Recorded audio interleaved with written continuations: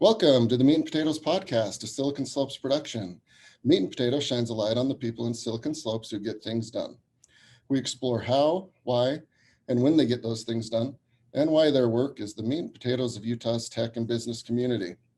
Today we are joined by Brad Bonham, who is the co-founder and CEO of Walker Edison. How are you, Brad? I'm good. Thanks for having me on. Yeah, so that's not a backdrop, a Zoom backdrop. That's really St. George. I am sequestered in St. George right now. Yep, looking over the city. Not a bad spot. Not a bad spot to be. Good for you. So tell us about Walker Edison. What is it? Yeah, Walker Edison is a really cool e-commerce dropship business. So we design all of our own products in-house. We patent most of them. And then we list them for sale on a number of different e-commerce marketplaces. We actually started with overstock.com here locally. Cool. And drop ship, what does that mean? Yeah, drop ship. So when we list our product for sale, say on overstock.com, they never actually take physical inventory of it. We keep that inventory in one of our facilities across the US. But they take your order and they take your money, and then they send us the order. We slap the Overstock label on it and ship it straight to your door. Cool. And you've got these warehouses in Utah or Asia? Where are they? Yep. We have a large facility there in Salt Lake. We also have 500,000 square feet in Paris, California, the Inland Empire there. We have a facility in Atlanta, in Columbus, Ohio, up in Toronto. We have a facility, and then we have warehouses and sales operations in London and in Germany as well. Wow. Multinational, very cool. So how does one become a co-founder and CEO of a furniture company? Do you have a background or a love for that? No. I was a student at the University of Utah. I grew up with a serial entrepreneur as a father. And so from a very young age, he was taking me to business meetings, negotiations. I worked, at one of his companies every single summer, doing, grunt work and things like that. I feel like I learned a lot through that process. So when I was a senior at the University of Utah, trying to find something to sell, quite frankly. And I was selling gift baskets actually to Walmart retail stores locally. So the brick and mortar stores. I flew over to the Canton Fair with my father. We found a little TV stand, little knockdown TV stand. I walked up to him. I was like, "Hey, how much is that?" They said, "It's $22. I just purchased one from Best Buy for $250. I'm like, "Wow, there's a lot of margin there." Somebody made $228 on this thing from factory to when I bought it. So we brought a container in. I threw a TV stand literally in the back of my old Toyota 4Runner, drove it to the overstock.com building near the mouth of Big Cottonwood Canyon, knocked on the door. I was like, "Hey, I have some furniture. You guys interested?" And the receptionist called down a gentleman by the name of Mike Hoy, who's no longer at Overstock. And Mike handed me vendor paperwork. He's like, "This is exactly what we're looking for." And so as a senior at the University of Utah, kind of as a side hustle, I did 1.5 million in dropship sales with overstock.com. Wow. And those were kind of the early days of e-commerce? Yes. If you had to pinpoint a time to start an e-commerce furniture business, probably would have been the very month that we happened to bring over a piece of furniture to sell to Overstock. It was very fortuitous timing. Good for you. So I assume the business model has evolved in that you have warehouses all over the world. And how do you guys operate and grow your business now? Yeah, this last year we were ranked number 15 in the state of Utah for fastest growth over the previous 5 years by Utah Business Magazine. We also made the Mountain West Capital Network top 100. We've made those lists now for a long number of years, I think seven straight years or something like that. We continue to strike strategic partnerships with our e-commerce retailers. They know they can rely on us for product development. for many years, we only had 150 or 200 SKUs, and now we have 1,600 active SKUs. Again, many of those are patented. And with those 1,600 SKUs, we'll do about 400 million in revenue this year. Wow. So how does one patent a chair? There are unique design elements because we draw things from scratch. I have a really great product development team with some really creative people that understand both kind of the engineering side of the business. So anything we design has to be able to be knocked down and shipped through FedEx. And so, you know, we're not a huge sectional sofa. That's just not our business model. We're very value price point driven. And so they understand that. Trend analysis, working with our buying groups, but most importantly, data is what really drives our product development process. So we monitor search results in real time every day, every week, every month, and then we do our analysis based on the search results. So, for example, a couple of years ago, we saw golden marble coffee table searches spike. You know, it went from 500 in a month to 10,000 on Amazon in a month. And so we knew there was some serious demand there. And so we rolled out 20 or 30 of these, you know, different variations. And now it's one of, you know, our key and fastest growing product categories. Wow. So it's not just intuition and gut, like, I wish I had a chair that did this or that. You guys are data scientists to begin with. Yeah, we very much are. And when you design those unique products, it does give you an opportunity to file design patents. You know, and we have a large kind of group of people that make sure that our patents are being protected, that no one's out there ripping them off. Often we'll find on Amazon, you know, maybe a Chinese supplier or somebody like that is just blatantly ripped off our product. They'll list it for sale on Amazon without changing any design feature of it. And we will, you know, send them a cease and desist or work with Amazon to get them off. But it's been very effective for us to have this patent portfolio of products. So when did you guys jump from, you know, showing up at Overstock and knocking on the door to designing your first products? You know, it was probably year 3. We had actually found a product in China that we brought in that had been designed by someone else. And we learned very quickly it was someone else's design. And we thought, okay, we can't just select product anymore. We've got to be kind of on the leading edge of this design trend. And so that was when we hired our very first designers. So we went from, you know, just picking product in China to actually designing all of our own unique products. So what's the background of somebody that can design and patent furniture? Interestingly, there actually is there's a number of school programs centered around design as it relates to furniture. Most of our product designers have kind of an interior design background as well, so they understand color, how it works in a room, style, design, you know, how people actually use their product every day. They also understand, we have a number of people on staff that are actual engineers. And so when they get these product designs, they kind of work in reverse to say, what's the easiest way to knock this down so that it ships in the smallest box possible, but is the very easiest to put together once you get it. And so our ethos is kind of, we try to make stuff that looks like Restoration Hardware or Pottery Barn, kind of take those inspirations, but sell it at kind of a Walmart or Target type price point. Very value driven. Interesting. So obviously as the CEO, you're in charge of growth and product and finance, and buck stops with you. How do you get in the weeds with the design and product iterations? You know, that's a good question. What I've learned over the years is that maybe something that I like isn't necessarily what everybody else likes. And so we kind of lean on the data for that. We're saying how many people are looking for this product. A number of years ago, I had the Walmart.com buyer reach out to me, and she had become a good friend.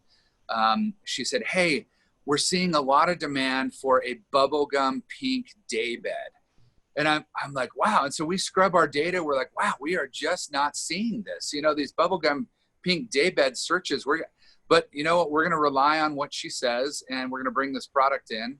And so, you know, we go through our typical product development process. We design this bubblegum pink daybed. We bring in our minimum order quantities. I think it was 100. And we list them for sale on Walmart.com. And 2 months goes by, we haven't sold a single one. But she had requested one for her daughter. And it turns out she just wanted a bubblegum pink daybed for her daughter. I'm like, okay, like it kind of like we have to rely on what the data tells us and not necessarily what one individual falls in love with. And so that's kind of how we approach product development. It's not necessarily what Brad Bonham, thinks. It's not even what really our designers think. Certainly they take a lot of different data points, but we want to make what people are looking for. Yeah. So what's going through people's minds across the world that there's like an influx of coffee table? What was the coffee table example that you get? Golden marble coffee tables. Yeah.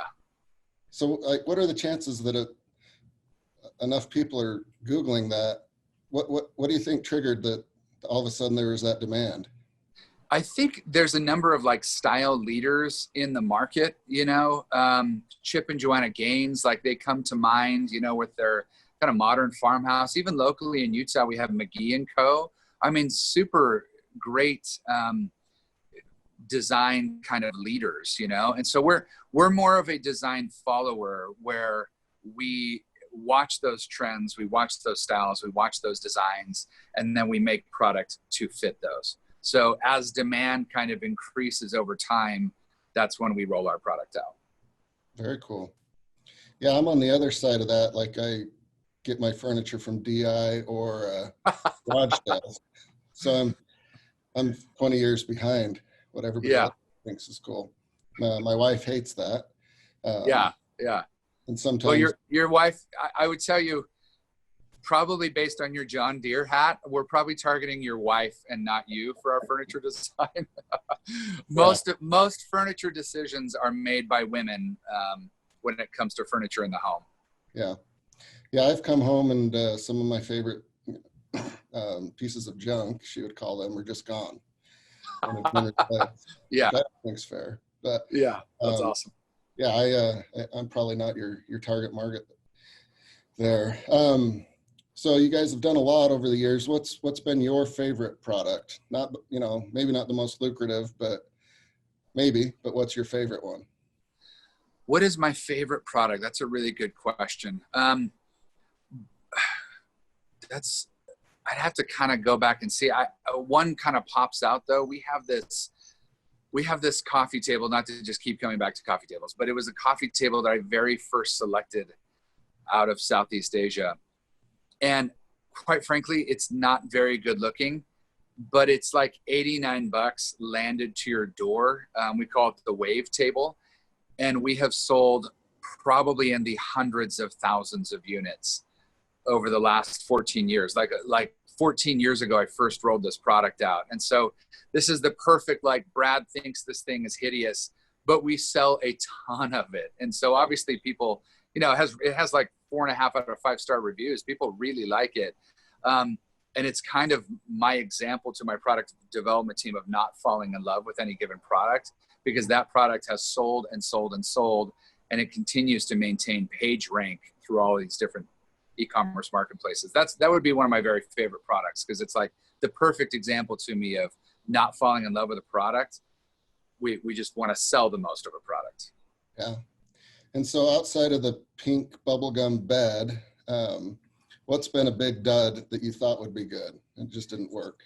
So we had an idea in, I think, 2010 to kind of go direct with our own brick and mortar style of setup. So we had only been doing e-commerce, you know, marketplaces. I think in 2010 we were at about 10 or 12 million in revenue. And so we actually opened up 5 retail stores along the Wasatch Front to sell patio furniture. And I think we woefully underestimated how difficult it is to get people into your door when you're a retailer. And marketing spend, ad spend, I mean, it was an eye-opening lesson. So it wasn't necessarily one product, but it was more of a product strategy. where we thought, hey, we can actually increase, our margins can actually become richer. We can see margin expansion if we kind of cut out the retailer. We'll make our wholesale margin and we'll sell at kind of retail price points to the end consumer. It was a terrible idea. We lost like 1.5 million that summer. Like I almost lost the entire business because of that brick and mortar strategy. And so it did teach us a lot though. Stick to what you're good at. And so we were really good at e-commerce marketplaces, and we were growing, 25, 30% a year. And that definitely taught us, let's focus just on the e-com side of things. Wow. Yeah. So we're like almost into 3 months of COVID. Has there been any interesting data points on furniture as it relates to people being home a lot more? Yeah. In fact, Overstock.com, I think they just reported their, quarterly financials. Tomorrow, Wayfair.com reports we have seen a massive, massive rise in spending online. And so we comped up about 140% last month alone, month over month. And we are just, it's like Cyber Monday for us every day in the middle of April and May. And so, we continue to hire at a really robust pace. We've got 180 people in our corporate office. We're hiring another 70 this year.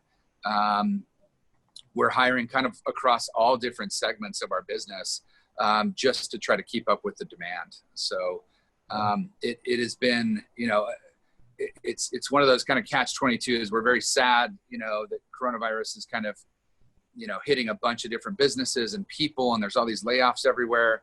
And then on the flip side, it's driven everyone away from brick and mortar and, into online sales, which has greatly benefited people with a digital strategy like us.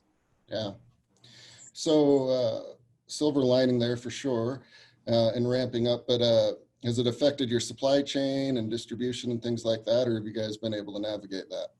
We've been able to navigate it pretty well. We knew every single year, Chinese New Year kind of messes up, our supply chain and ordering cycles and things like that. We get about half of our product out of China and then half from Malaysia, Vietnam, and Brazil. And so that's kind of our makeup there.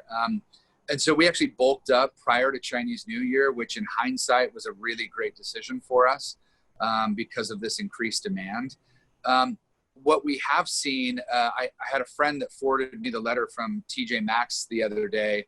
TJ Maxx sent a letter to all of their suppliers just saying, all of your POs are now canceled, anything in the pipeline canceled, and we're going to pay you in 120 days. And so all of we're talking about billions and billions of dollars of home furnishings orders canceled overnight. And so the factory partners that we have, we work with 36 different factories.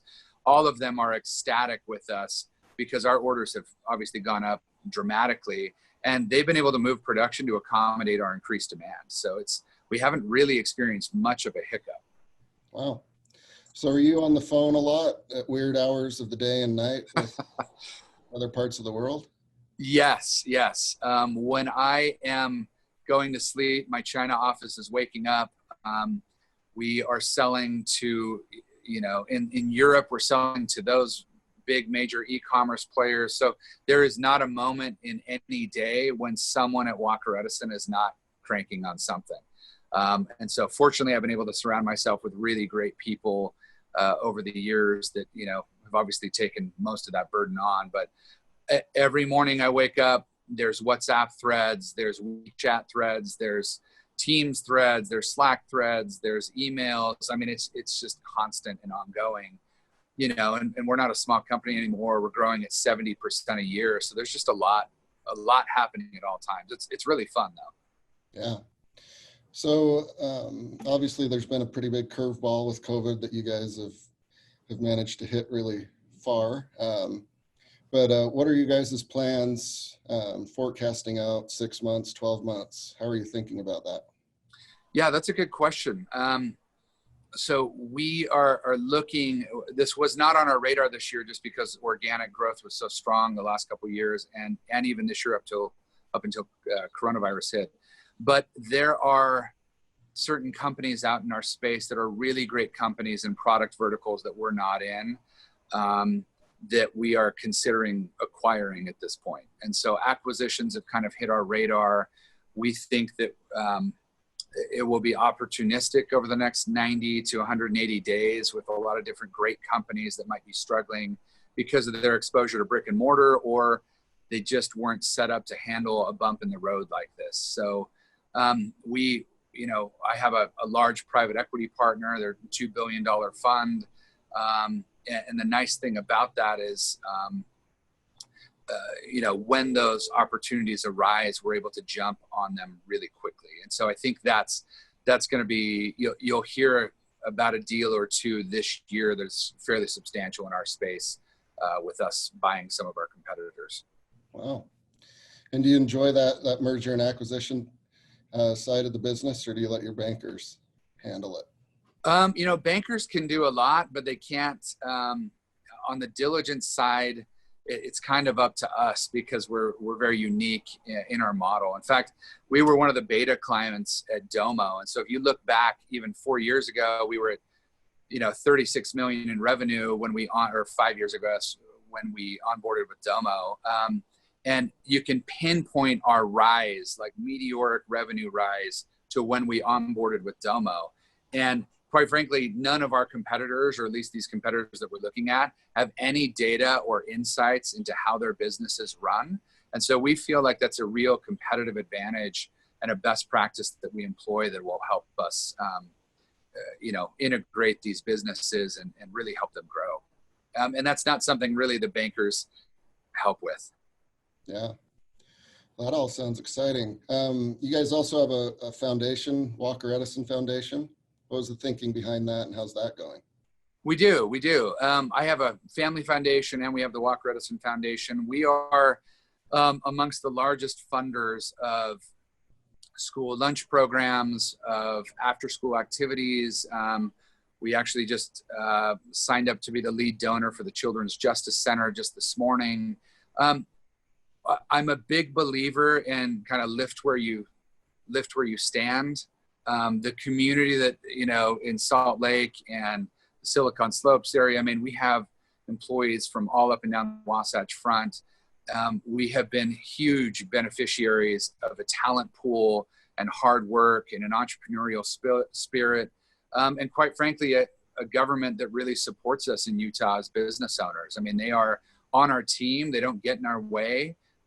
They're very supportive of job creation and things like that. And so we really felt like it was an opportunity to support and give back to those community partners that we feel like could use a helping hand.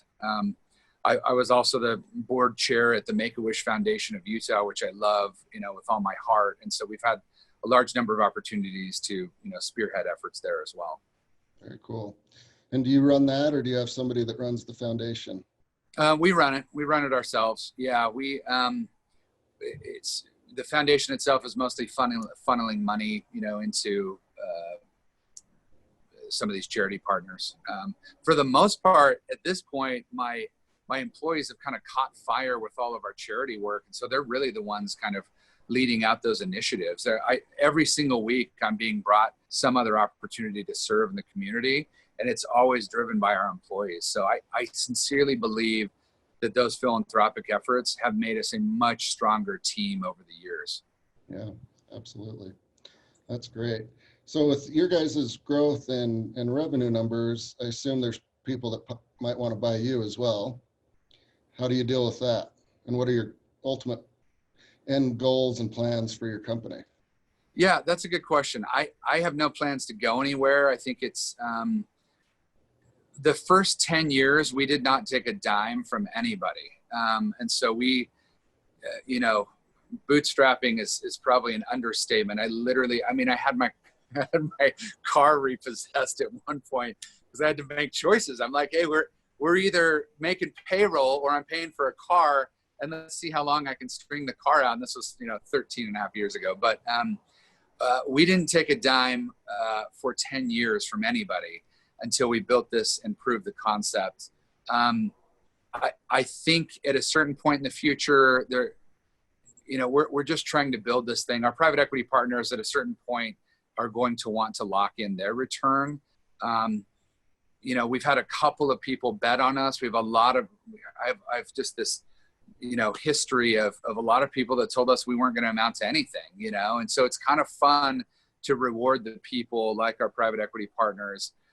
They'll make several $100 million on their bet with us. And it's fun to kind of watch that happen, so I don't know when that's going to happen. In the meantime, we're just focused on growth. Cool. How often do you get hit up by, friends or family or just strangers on furniture ideas? Fairly frequently, actually. And sometimes they're really great. And sometimes I'm like, hey, thank you so much for that idea. I'll pass it along, and at the end of the day, I let my product development team, they're the ones that get to dictate what we roll out. I have an immense amount of trust and confidence that they know what they're doing because of our history together. So I will pass that on, but I certainly don't push anything on my product dev team. Yeah. Do you think, do you ever think about the future of, home furnishings and, outdoor patio equipment, like in 30, 40 years, what will it look like when you're getting ready to retire? 30, 40 years. That's a good question. I wonder, I've thought about this a lot lately. 60 days ago, I did not have a remote work policy at Walker Edison. So we all showed up every day to the office, and now everyone is in a remote work situation. And so I wonder actually how that's going to affect kind of the trajectory of work in the future and kind of what that does to our homes. So my house here in St. George, I didn't even pencil in a study. Like I don't have a study in my house here. And so I'm sitting out on my patio, doing work today on Zoom calls. And so I think you're going to see kind of a shift in how we live, together and how we eat and how we work and everything else. So it'll be interesting to see. I'm not sure 30 or 40 years from now, I'm not sure what that looks like, but I do know things have shifted very dramatically, very quickly. Yeah. So on the public policy side, you're a recent addition to the GoEd board. How's that gone for you, and what are you guys talking about and working on? I think GoEd, I've been there for 3 months, so I think I've attended 3 board meetings so far. We have a bunch of really hardworking people in the Governor's Office of Economic Development that have nothing more than the best interests of Utah, high-paying jobs and businesses on their mind, and that's all they do all day, every single day. So I think a lot of the success that we've had at Silicon Slopes even has been driven by the attractiveness of the state as a whole. And in large part, GoEd has been responsible for that. So I appreciated Governor Huntsman, kind of retooling it when he was in office. I think that we had the nation's basically lowest unemployment rate. I think we're constantly ranked #1 in the country for pro-business, governmental policies because of GoEd. And now with Kareen, as the board chair there, Val Hill, he's doing a terrific job. I think it's going to need to change probably a little bit, over time. It's certainly become much larger, I think, than the original scope had asked for. But we're also legislatively mandated to do certain things. So I look forward to what the next governor is going to do with GoEd. But you have a board full of business people that are very engaged in the community, that only want the best, for Utah and our communities. Yeah, absolutely. Cool. So if people would like to purchase, your products or join your team, what's the best way for them to do both of those? That's a good question. If they want to join our team, we have a careers page at walkeredison.com. Feel free to reach out there. Again, we're always hiring really, really talented people. We've got an amazing team. Now, none of these people are furniture people. Many of our positions are data analysts. Product design is really fun.